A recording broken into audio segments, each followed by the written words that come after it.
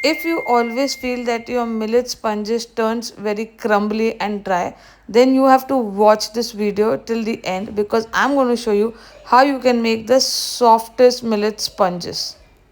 So guys, welcome back to my YouTube channel, and today I'm going to show you how to make the perfect vanilla cake. This one I have made using butter. It's gluten free, it's refined sugar free, and trust me, once you learn to make this cake, you can use any millets of your choice, you can use any flavorings. It's that easy to make. So let me show you how I made this. But before that, don't forget to like, share, and subscribe to my channel. Also, let me know which millet I should try next for these millet cakes. So first we need a bowl, and we are going to be adding flaxseed powder to it along with water. This is really important because it makes your sponges really soft. If you don't have flaxseed powder, you can use eggs. If you find, you can use chia seed powder, but the sponges need some kind of binding. That's why they start crumbling. So you, after adding this, mix this really well. Keep it aside for 5 to 10 minutes, and then we'll add the other ingredients. So I have used regular unsalted butter. You can use vegan butter, or any, or you can even use oil. That is fine. Oil is same measurements that is given for the butter.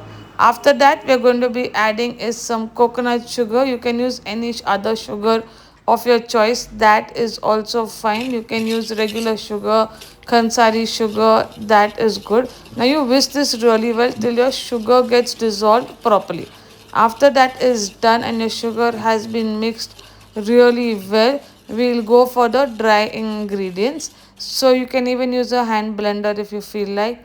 Now I'm adding milk. Now for milk, you can use soy milk, almond milk, any milk of your choice, or regular milk is fine. Then we're adding vinegar to it and mix this really well. Now vinegar is very important because vinegar will give the softness to the cake. And if you feel that it's curdled, the milk, don't worry, we're going to be adding jowar flour, baking powder, baking soda. Now the best part about this recipe is, if you don't want to use jowar flour, you can use any other millet of your choice. That is fine. But I like jowar flour for my vanilla cakes.